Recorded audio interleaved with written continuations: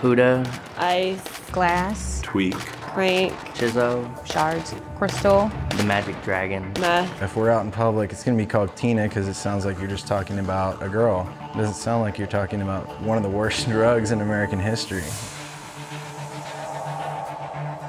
Crystal meth is actually the more pure form of methamphetamine. Commonly, people think methamphetamine is just a powder, but really, these days, you have to go searching just to find it in powder form.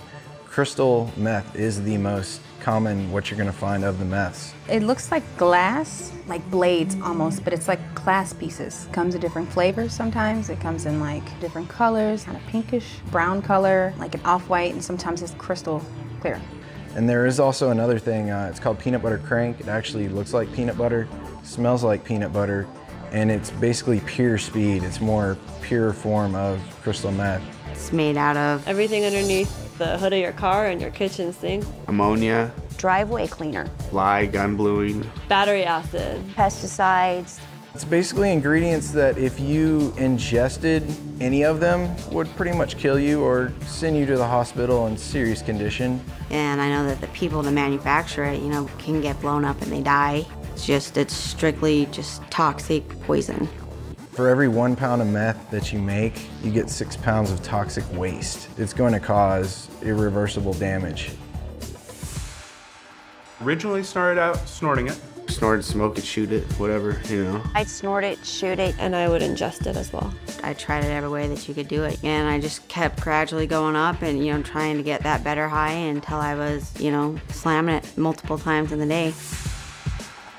I was 13 when I first started doing it. Started about the age of 16. First time I did it, I was 17. I was at my brother's house. He was sitting out there smoking it, and he offered it to me. Got into it because I wanted to impress a guy. It was utter curiosity, maybe boredom. I started off just having fun and hanging out. It was a social thing. My parents in my school sent me to a rehab because I got caught smoking weed at school. Just met some people there and I started, hanging out with them when I got out, and they introduced me to it. One day they pulled out, a crystal meth pipe and were smoking it, and I had no idea what it was. I thought, okay, well, this can't be that bad, everyone else is doing it. I decided since I already smoked marijuana, maybe try this meth thing, so big mistake. Once I tried it that one time, just this instant euphoria, like it probably kicked in within 10 to 30 seconds of smoking it. At first you feel really good, and I felt like I was on top of the world. And it lasts for quite a long time, for some people up to 12 hours.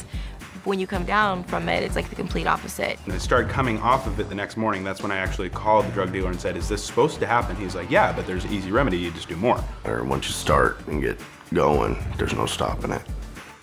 My body would ache, like I had just gotten over had like the worst flu ever. Throwing up, couldn't hold anything down, and I was yellow on top of it.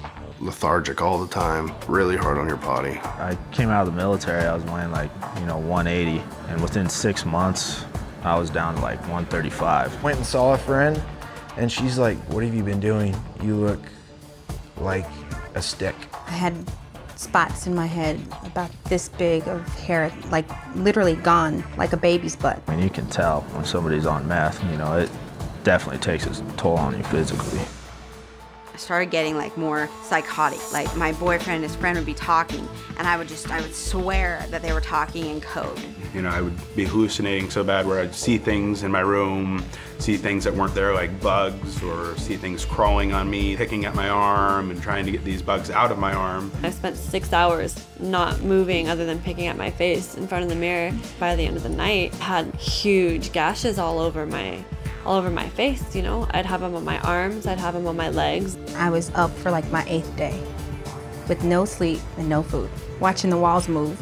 I'd been up for 37 days on meth, and I was looking out my window in the backyard, and I was absolutely positive the police were there, and they were in the bushes, they were in the trees, they were waiting to bust me, they were waiting to bust all my friends. So picked up the phone and I called 911, and I told the dispatcher that if you guys are gonna sit in my backyard and just watch me, why don't you come and arrest me? And all my friends at that point just left. The police came, they surrounded my house. Eventually they had to get me and tackle me and get me out of the house.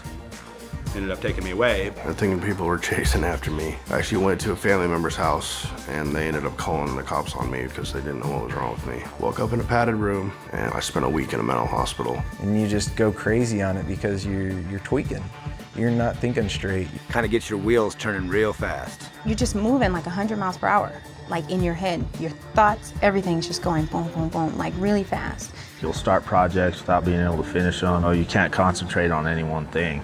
Just constant motion. And you're doing absolutely nothing. I had to calm myself down, panic attacks and stuff. I would just start getting real irritable, cranky, tired. You get depressed. Feel worthless. I remember just wanting to lay in bed and sleep my life away. That was the only way I could function, is if I did just do a shot. Just needed that and wanted it and was going to do anything to get it at that point.